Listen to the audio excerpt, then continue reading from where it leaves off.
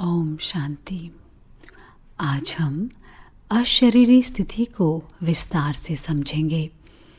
अशरीरी अवस्था को सहज और स्वाभाविक बनाने के लिए आत्मा को अपने अभ्यास में 3 मुख्य बातों पर ध्यान देने की आवश्यकता है। अशरीरी अवस्था हमारी पहचान को आकार देती है। पहला अभ्यास है शिव बाबा को फॉलो करना। निराकार शिव बाबा शरीर का आधार लेते हैं ताकि हम बच्चों को भी अशरीरी बना सकें। और मुझे लगता है कि शिव बाबा ब्रह्मा बाबा के शरीर का आधार इसलिए लेते हैं ताकि हमें दिखा सके कि आत्म अभिमानी के अशरीरी रूप में स्थित कैसे रहना है, क्योंकि यह अभ्यास आत्माओं को परमात्मा से जोड़ने के लिए बहुत महत्वपूर्ण था। निराकार आत्माओं को निराकार परमात्मा से जोड़ने के लिए।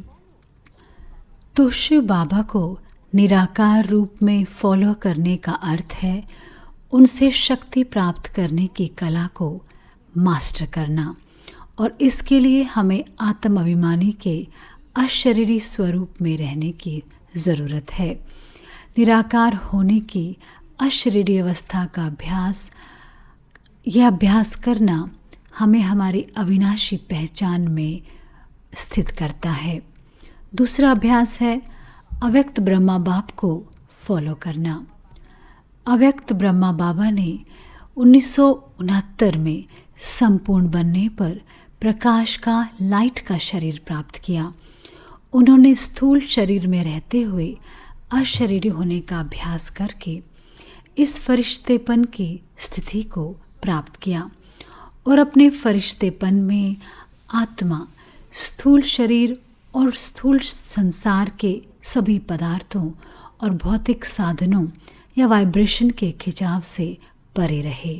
तो आत्मा अशरीरी है लेकिन फरिश्तेपन में रह रही है, और तब आत्मा श्रेष्ठ विचारों, शुभ भावनाओं और शुभकामनाओं के साथ विश्व को सकाश देने के निमित्त बनकर सेवा करने में सक्षम होती है। तो अपने फरिश्ते रूप में अशरीरी स्थिति का अभ्यास करना मुझे मेरी फरिश्तेपन की पहचान को वापस दिलाता है।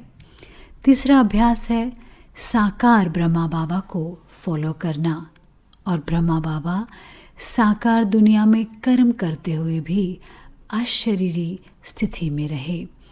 जब मैं कहती हूँ कि वह रहे, तो इसका अर्थ है कि उन्होंने इस साकार दुनिया में एक स्थूल शरीर में रहते हुए अशरीरी अवस्था में बहुत लंबे समय तक रहने का अभ्यास किया।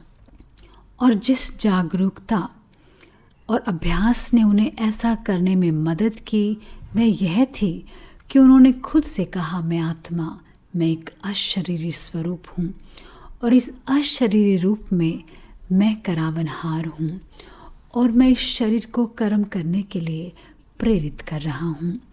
इस तरह वे कर्मयोगी बन गए, और एक कर्मयोगी के रूप में ब्रह्मा बाबा यज्ञ के निर्वाह के लिए सभी साधनों का उपयोग करते हुए भी शिव बाबा के प्रेम में लीन रहे।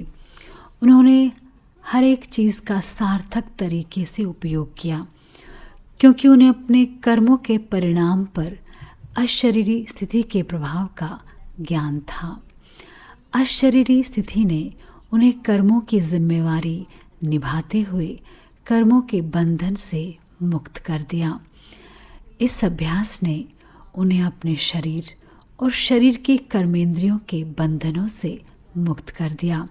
साथ ही यज्ञ में उस समय उनके साथ रहने वाले सभी लोगों के साथ रहते हुए भी शारीरिक संबंधों, रिश्तों से मुक्त कर दिया।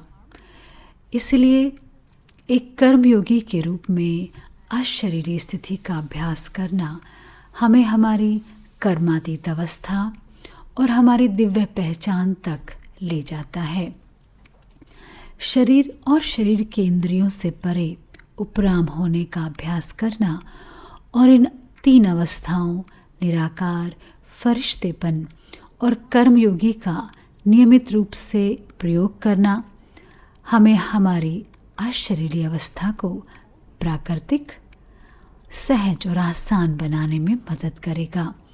तो संक्षेप में अशरीरी अवस्था की गति को बनाए रखने के लिए हमें केवल फॉलो फादर करना है। ओम शांति।